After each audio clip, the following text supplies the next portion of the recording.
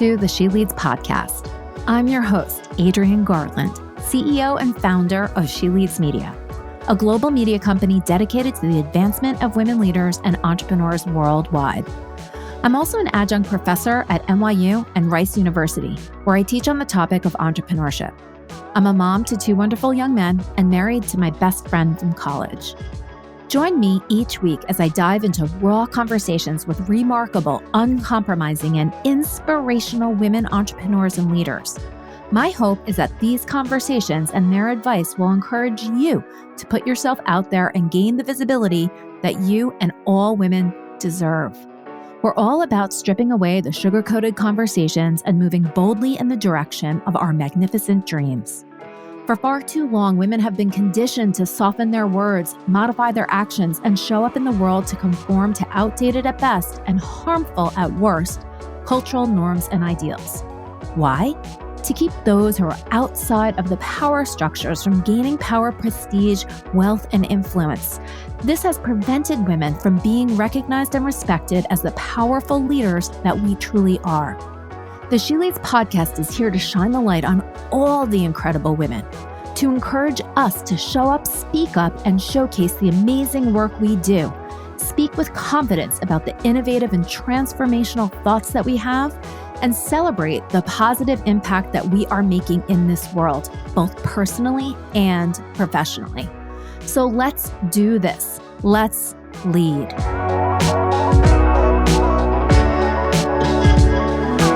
Hi, everybody. Welcome to the She Leads podcast. This episode is brought to you by the She Leads Podcast Network. It's the podcast network for women by women. So I'm so excited today to welcome my next guest. Her name is Dr. Cathleen Brown, and she's a certified OBGYN and native of Philly. Woohoo, Philly. She graduated from the Philadelphia College of Osteopathic Medicine in 2004. And after completing her residency training at Tripler Army Medical Center in beautiful Hawaii, she served on Army bases across the country, caring for female soldiers and female dependents of active duty soldiers. She was honorably discharged from the Army after 12 years of meritorious service. In her spare time, she loves traveling, so do I, gardening, me too, and spending time with her three wonderful children. Dr. Cat, who we are calling her Dr. Cat, and I hear a bird in the background, has dedicated her career to women's health education, which is what has led her to Winona. So in addition to Dr. Cat being on the show, we had another guest early on. Back in the early days when the podcast was called Sugar Coated, we also had another doctor from Winona on the show. And I wanted to bring Dr. Cat on because Winona is such an amazing business that is now available, I don't even know in how many states, but definitely New York, where the She Leads podcast is coming to you from. And I'm a client of Winona. So, Dr. Cat, welcome to the She Leads podcast. Thank you so much for having me, Adrienne. I'm excited for you to be here. So, can you start by, let's wind back and really focus on you. So, what sort of led you to, the field of medicine and then in particular helping women? Yeah, I think that if you go back and look in books my mom kept, like when I was a kid, they always had this question of, what do you want to be when you grow up? Doctor was always on there. And it's funny because when I was a young girl, it always said doctor/rock star, doctor/ballerina. I've even as a young kid, like I felt like I could do it all, right? I had wanted to do these two different careers. And I think it really came down to the fact that I really liked the pediatrician that I went to see. And just was fascinated with what their job was. Plus, they had a cool waiting room and these big pretzel sticks they'd give you when you checked out. I love that. So I know, it's funny. So I never even considered another career, really. Like medicine was always it. And I never even considered what would happen if I didn't get into medical school or, what I would do, because it was just, I was so fixated on that goal. And I really thought I wanted to be a pediatrician. But then when you get to medical school, you do clinical rotations and you try on every specialty of medicine, basically. You do a different specialty each month. And I realized quickly that I really did not love pediatrics because it was just challenging. And my school, PCOM, really tries to grow primary care doctors. They really want to, get a network of doctors that's going to be able to take care of everything. Mm-hmm. But I kept gravitating toward women's health, no matter what I tried. And we all knew as medical students that OBGYN is probably the worst lifestyle you could choose. Second, maybe general surgery is another one. But no matter what I did, it's like it was one of those things that I just loved it. I naturally gravitated toward it. The residents I would work with when I was a student found out that I was good at it. And so they would divert all their work to me. Good and bad. And I know, right? And I had also had a very negative experience with a gynecologist when I was a teen, very early. And I think so many of us as women have had kind of nightmarish experiences about, feeling like, exams are violating or we weren't listened to, really couldn't get our questions answered. And so when I resigned to the fact that, myself, that this is really what I am meant to do. No matter what I tried, OBGYN was really the specialty that seemed to fit the most. At that point, I said, this is going to be my mission then. Well, then let me change it for other people so that they don't have a negative experience. And even if it's only a handful of patients that I touch each day that I can make a difference with, then it'll be worth it. So, yeah. I love that. It's so amazing. There are people that you meet in the world that they know exactly what they want to do from a young age like you. And to me, I admire that so much because I'm definitely one of those multi-passionate, can go in any direction, don't even know what I'm doing today type of person. I always admire the person I always knew that. It's such a beautiful gift. Sure, there's a lot of people that are listening in that will resonate with. And then I love the fact too that it's you are sort of being guided, you're on a mission and you're on a mission to help women.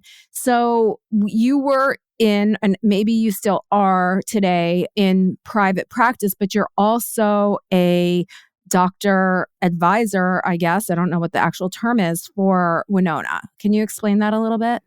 Yeah. So actually, I work kind of in two major fields right now. So in OBGYN, when you do private practice, you do full scope. You take care of patients in the office and you do hospital medicine, you do deliveries, take care of GYN emergencies. I gave up that full scope of private practice in 2019 and I became an OB hospitalist, meaning that I cover in a hospital setting just for emergencies, backing up other doctors. I do that and we work 24-hour shifts. So I do that about 7 times a month. And then actually Dr. Green, who's our chief medical officer that you talked to before, reached out to me, told me about Winona.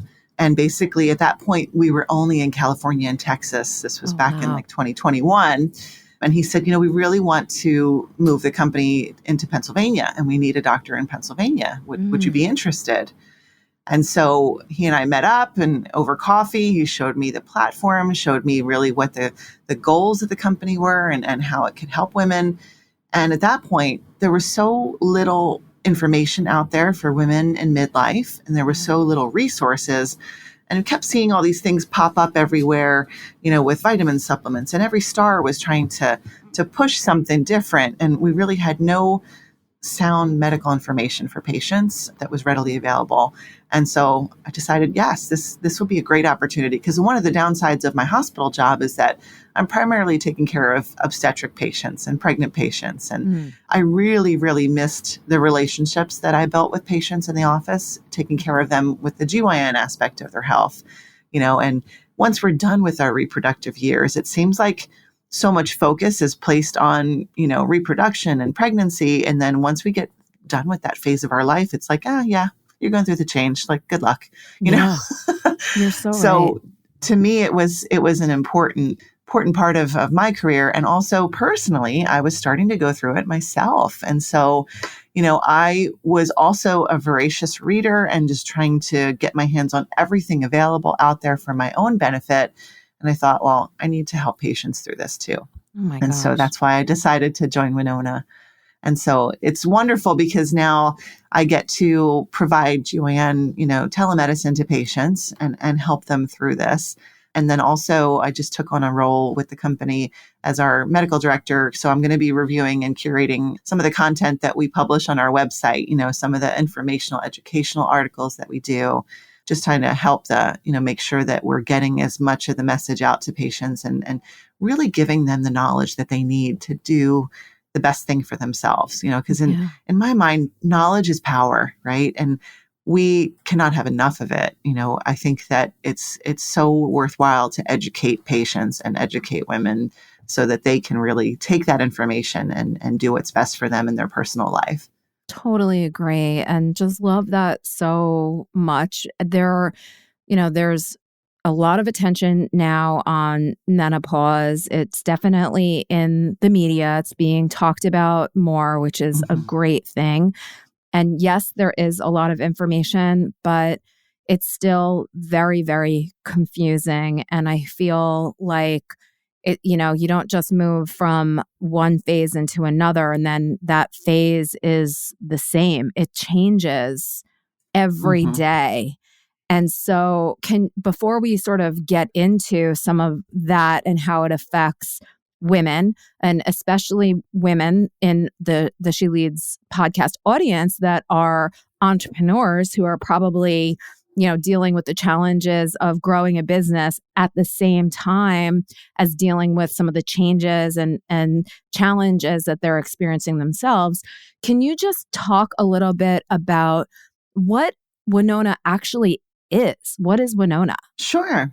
So we are a asynchronous telemedicine platform, basically.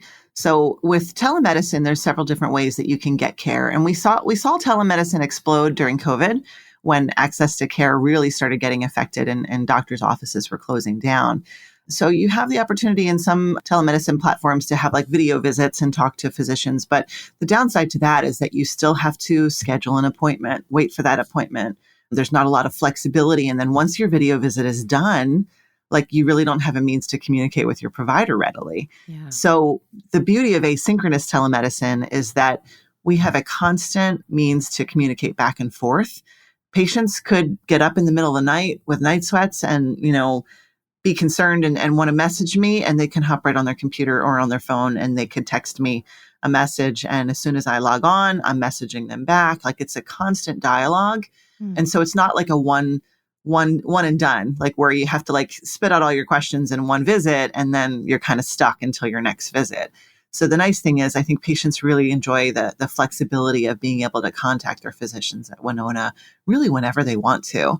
Yeah. That's the beauty of it. And so we have an online adaptive questionnaire, basically. So when a patient comes to the site and is interested, they plug in their information about what state they live in. And I think we're in over 30 states right now. Wow. So, amazing. And rapidly growing. Yes. Because we started out, in a couple years ago, it seems like. But yeah, so they'll fill out their medical history questionnaire. It goes over a lot of, questions about where they are, what symptoms they're having. We have a symptom diary that we have patients fill out. And there's a lot of space for women to free text and add extra information, which to me is so helpful because when they add, the more information they give me, the better I can help them. Yeah. And then once they finish that onboarding process and they complete that whole questionnaire, their chart comes to the doctor in the state where they live, and we review their information. And sometimes I might need clarification, and I'll write to the patient and say, I've reviewed your history. Can you tell me more about this? Or, if you were on HRT before, tell me about your experience. What side effects did you have? Or, what issues? And we go back and forth. And then ultimately we come together with a plan, for how we want to go about treatment. Yeah. And to me, so much of medicine now, the old, very paternalistic ways of practicing medicine have to go to the wayside. Like it's really a shared decision-making process. And like with anything, no matter what part of your health you're getting care for, it should be a model where you are a team, your provider and the patient work together and, talk about options and really pick what's best for that patient. Yeah, I love that. And it feels so empowering. And, it's not that you are not going to be going to your OBGYN for your annual visits and all of that kind of stuff. Mm-hmm. So this is something that is in addition, it's a complement. And Yes. yeah. And what I've experienced, because I have, signed up and filled out the questionnaire and done all of the fun things and messaged back and forth with the doctor that's assigned to me. At first, when I started it, I felt like a brand new person. I felt like my just clarity of thinking, and I felt like, oh my gosh, I feel a little bit more like me again. And That's wonderful. yeah, so I've had a really, really positive experience, and I shared that with our mutual friend who works at Winona. And she was so happy to hear that. And this is one of the reasons that I wanted to have you on, because I do want to share that with people, because I think it's so challenging when you're sort of going through hormonal things and you are trying to grow your business and you don't necessarily have that clarity of thought, or you don't have that type of, energy, mental energy that you did when maybe you were younger. And it feels, you start to really question yourself and your abilities and, what it is that you even want to continue to do or not. So when I started, Mm-hmm. on some of the HRT with Winona, I almost got my mojo back, right? I was like, oh, yep, this is what I want to do. This is why I want to do it. And I realized that I wasn't just losing it, as like an older, someone who's, getting older, because I still feel physically young and I still have energy. It was my mental, my thoughts and everything that were sort of getting in the way. Yes. And that, I mean, you're describing perfectly what we call, like, as a collective diagnosis, we call it a brain fog. And it really is. And, it's insane how many women in their 40s or 50s that start to experience that and go to see a provider, physician to try to get help. And suddenly they're diagnosed with ADHD, like adult onset ADHD for the first time in their life.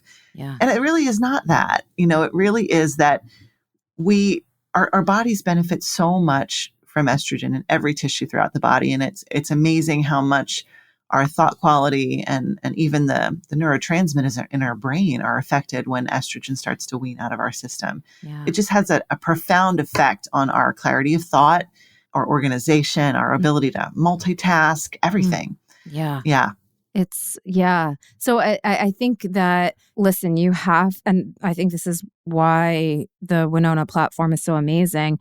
It might not be right for everybody, but you can certainly, talk to someone and have that conversation and make the decision, if that's right for you. But I think that Winona makes reaching out so accessible, because you're right. You go to your, OBGYN, and I mean, they do tell you, like, too bad, kind of. Like, I have definitely been told, like, too bad. And even with, like, gaining weight, it's like, too bad, unless you want to live on a 400 calorie per day diet, you're going to gain weight. Like, just, use that as, information as you will. Good luck. And it's so disheartening. It is. And that advice is just not sustainable for a well-balanced life, right? No. So, I think that we as patients have to take the reins and we have to take ownership of our own health. And I think it's so important, especially, like you said, for women entrepreneurs and women in corporate America, anything. Usually when we're in our 40s, early 50s, we're kind of at the pinnacle of our career. Most of us have climbed that ladder and we are doing, the most effective work we've had in our career. And suddenly this brain fog does not fit in with that equation. We don't have time for it. But we also have to really take a step back and really make the decision to put ourselves first. Yeah. And I think that one of the things we do as women is that we are so used to taking care of everybody else. And at this point in our lives too, it's like you're taking care of children, taking care of parents, so many different things pulling us in many different directions that often we're left holding the bag and we don't have anything left for ourselves. Our cup is empty. And that is another thing that I think is so, so important. And I need to remind myself this, and I need to practice what I preach more. Yeah. But we really need to give women the permission to be selfish, because it's not selfish, really. Like when you think about those basic things, when you're on an airplane and they tell you, put on your own oxygen mask first before you help anybody else around you. Yeah. We should do that and take that tenet into every other aspect of our life. Because if we don't take care of ourselves and we don't take care of our own health and wellness, how could we possibly be helpful for anybody else around us? When we're depleted, we can't. Yeah. So we need to, it's so interesting. And I totally agree with you. And I think everybody who's listening and everybody would agree, yes, we do need to take care of ourselves first. I think we logically and intellectually understand that. And then, okay, how do you actually do that? Right? It's how do like you put it into practice? How do you put it into practice? Because I think that there's, like everything, it's all connected. Your mind, your body, your spirit, right? So Winona, I feel like really addresses your physical health and your hormonal health, which has such an impact, but everything else is connected, right? Our mind, our thoughts, our mindset, and, our emotional well-being. So is there, just you as somebody who has been working with women your whole entire career, are there things that you see that women do that really do get them through this period in their lives in a thriving way? Is there sort of like a balanced formula that has some tenets to it that you could share with me and with our podcast audience? Sure. I think that each woman is unique. And so we're each going to have a different formula. Not everything's going to fit for everybody, but the basic core things that I think every woman needs to focus on, especially as you're going through this transition, is number one, nutrition. I think that it's so basic, and it's a shame, but like even looking back to my own medical education, I think we got maybe 2 hours of nutrition education in the 4 years of medical school, which if we really want to have a culture of wellness, that needs to change. But I don't know, we're not going to change medical education. But I think that so much, and especially we're at a disservice in the United States because we don't have good resources for getting the knowledge out there for what foods are the best. But I usually tell patients, and I've been telling patients for years, to stay away from the inside of a grocery store and stay on the periphery. Yeah. Because Good that's advice. where most of the fresh things are. And when you think back at our grandparents that used to have to go to the store every day to get fresh food to make for a meal that night. And with our society and how industrialized we've become, we all got these giant refrigerators and these giant cupboards, and we keep these foods that are shelf stable for years in our homes that we eat. But when you really think about it, if it's shelf stable for that long, how nutritious is that food for you? Yeah. So you want to stick to things that go bad easily. Yeah. You want to eat them when they're fresh, like fresh whole foods. And honestly, sometimes you have to do a little bit of an elimination diet, I think, because if you get down to basics and you really just focus on eating only when you're hungry, not because it's mealtime or not because it looks good or it tastes good and we want the comfort from it, but really eating when you're hungry and really paying attention to how foods make your body feel. It's profound. And the difference that it makes, that if you have a more conscious way of what you put in your mouth and you truly are what you eat. Yeah. And, maybe when we were in our 20s, we could do whatever we wanted and we could bounce back and it was easier. Now in our 40s, if we focus on nutrition, I think that alone really makes a huge difference in daily well-being for women. So much more fruits and vegetables and whole grains and things that are fresh. The other thing is just moving your body. Yeah. So, I think that many of us have the belief that it's all or none thinking, right? If we can't get to the gym 5 days a week and do the perfect workout and do everything, we feel well, what's the point? Because we're not going to do it right. just getting out and walking each day, just deciding to park your car a little further from where you're going to have more steps, to use the stairs rather than take the elevator. It's these little tiny changes that we can do throughout the course of the day that really can contribute to our wellness and help us move our body more and help with the strength. Because the other thing we have to really focus on is keeping our bodies strong as our bodies are changing.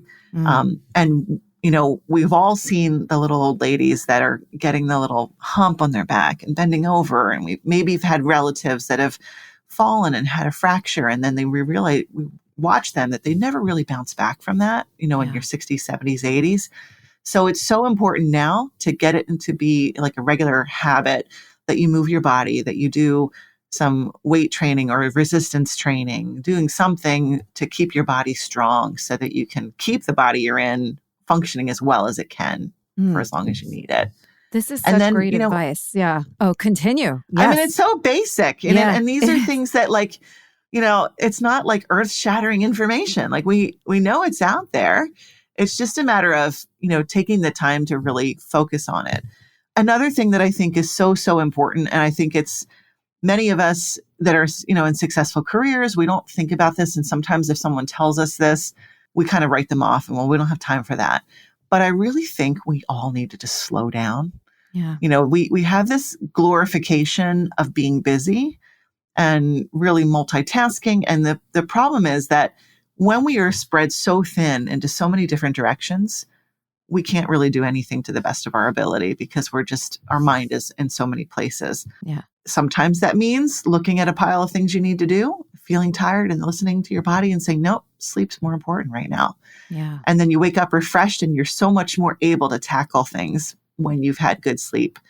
Yes. And so it's just slowing down our lives, optimizing our sleep. I used to brag probably about being able to work 36-hour shifts and then be able to function all day the next day. And now in my 40s, that is just not possible. Yeah. No. Oh my gosh. Even it's just sleep is so precious now and sacred that I think that we all need to make sure that we really do what we can to have a good practice of sleep hygiene and really make sure we're getting restorative sleep along with the exercise and moving our body, along with the nutrition. Like that's the perfect formula. Yeah. Is really focusing on these core basic things on how to take care of ourselves as human beings. And then we can be our best selves in every other aspect of our life, I think. Such great advice. Yeah. It and really then of course, is. For some women, hormone therapy is an integral part of that too. And it's not for everybody. We can have two identical women, same age, going through the same, transitions in their hormone levels, but have a completely separate experience. And if you have symptoms that are significantly distressing your life and they're, bothersome every day, then hormone therapy can definitely help with that. But I've had women that say, I don't even remember when menopause happened. I'm like, those are the women that also probably don't feel pain in labor and never felt a contraction. Unicorn women. But, And we shouldn't strive for that because we all are different. No. But if you are one of those women, like, good for you. That's amazing. As you were talking about so many of these incredible pieces of advice, and they're basic, they're core, they are often difficult to implement because I think that, as women, we are so conditioned, and you touched on this before, to help everybody else. And we actually get disconnected from ourselves. So it's like, eat when you're hungry.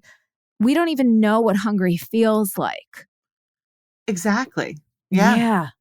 So maybe I would even add to all of the great pieces of advice, maybe also taking the time for some mindfulness, right? So that we can recognize these things about ourselves. Often we don't, feel it until it hurts.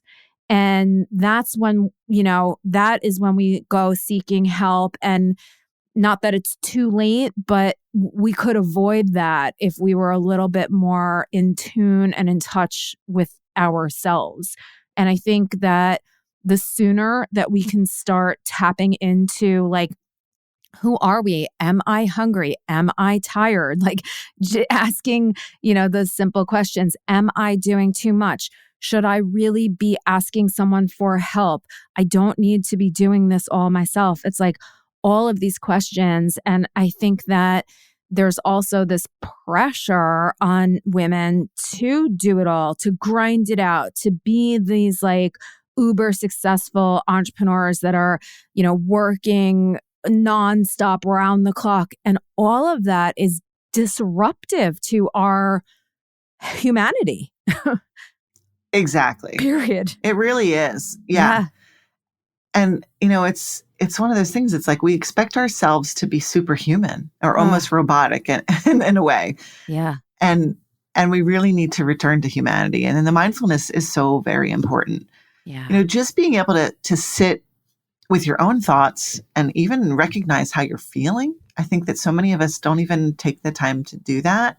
We don't. Because we're constantly going, we're constantly doing, and we don't have the time to just be, just be. Yeah. I also wanted to add one of the things that you talked about, which has also like dramatically helped me for Christmas. My husband got me some personal training sessions at the gym that I belong to. And the trainer that I got paired with is a young man. He's 30. And I was like, I don't want to, I don't want to work out with this dude who just doesn't understand women, especially women my age. And, the first couple, I was like, are you kidding me? And it really has turned into him listening to me, but pushing me in a way that I would never push myself when it comes to lifting weights and lifting heavier weights. And I have to tell you that my posture is better. I feel like $1,000,000 for how strong I feel, because I also felt, and it was probably because of, COVID and everything, I used to feel strong. I'm sort of like an athletic type of a person. And I used to, feel strong and like I could do anything. And over COVID and all of it, I gained a bunch of weight and I still have a weight to lose. But I was starting to feel weak, and that scared me. So now that I've been lifting weights and we do the resistance bands training and the heavier weights, and the amount of weight that I can lift is almost unbelievable. Like week after week, your muscles progress really quickly. But beyond all of it, I don't even care. Not that I don't care about losing weight, but I've almost stopped caring about losing weight. And all I keep thinking about is how can I keep getting stronger? Because my goodness, the difference in just how I am carrying myself and how I feel about myself is light years ahead. So it's like Winona, lifting weights. I still go to yoga. Like my life is improving. That's wonderful. I mean, yeah. And it really helps to explode your confidence too. Oh my gosh. Yeah. That's wonderful. It's a good thing. And we think sometimes as women that, you shouldn't be lifting such heavy weights, but it's actually good for you. And you're not going to blow up and look like Arnold Schwarzenegger. It's just, no, it's just not possible. I mean, I think that's why notoriously women have kind of gravitated away from weight training rather than, going for it. I think that so many women out there spend a lot of their time when they do exercise just working on cardio, which is great for your cardiovascular health. It is. But if we want to prevent osteoporosis, if we want to be the best strong version of ourselves that we can be as we age, and we want to really truly avoid that weakening and that we don't want to develop frailty as we age as women, weight training is the way to go. It really is. And it helps your balance. And, there's certain things that sort of hurt on me, my shoulder, my knee. And we're also working on like stability for that too. Because like you said, take the stairs. Well, if your knee is killing you, you're not going to take the stairs. So if you can sort of build up the muscles that support your knee, you're going to be more likely to take the stairs, which sets up this really great flywheel of, doing more and wanting to do more and saying, oh, I can walk up the hill. I don't need to drive up the hill. I'll walk up the hill. It's good stuff. It is. It really is. Yeah. Well, listen, this has been an incredible conversation. I am so excited to just share Winona with the She Leads podcast audience, with the world. Well, with the United States first, and then maybe with the world. I'm not entirely sure. But if people do want to just learn more about Winona, maybe fill out a quiz or read some really great content, where can they go? Mm-hmm. They go to see us at our website, which is bywinona.com. So it's bywinona.com. And there is a lot of really good informational content on there too. So even if you're not really sure you even want to go down the route of considering hormone therapy, it's still worthwhile just to get on there and learn more. I mean, because really, like I said earlier, knowledge is power. Yes. The more you learn, the better you'll be able to recognize changes in yourself, help to, make changes in your day-to-day lifestyle that can be helpful too. And so, that's something that I encourage women to do. And it really, that part of our website, that's all free. It's all just free information on there. It's amazing. We also have live webinars that our patients can dial into, but really anybody can dial into. If you go to our website, there's a page that has information about the webinar where you can register for it. And we have one coming up on February 29th. But we usually have them on a monthly or every other month basis where patients can just dial in. And it's usually Dr. Green and I and Angela, our PR person. We take live questions and we just answer them live on air. Amazing. So, patients can get their questions answered in real time. And sometimes we just kind of, talk off the cuff and just talk about different topics. It's just really informational. So that's really helpful too. This is an incredible resource. Yeah. Yes.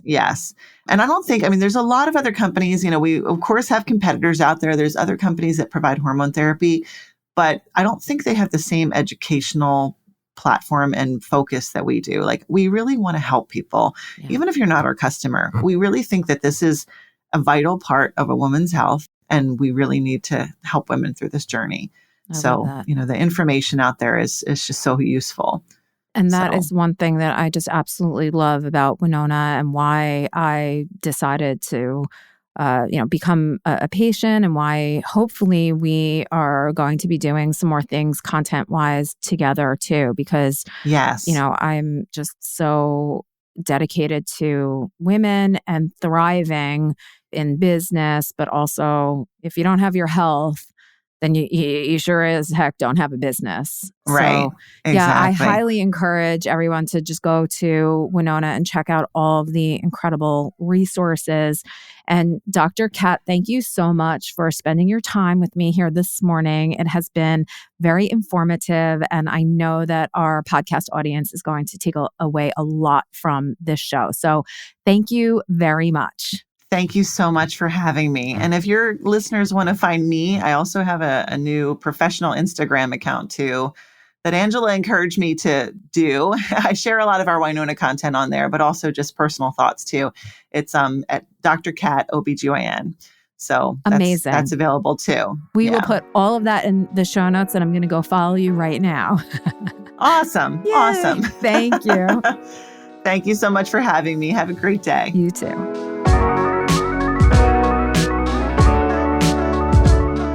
This and all of our episodes are brought to you by the She Leads Podcast Network, the podcast network for women, by women.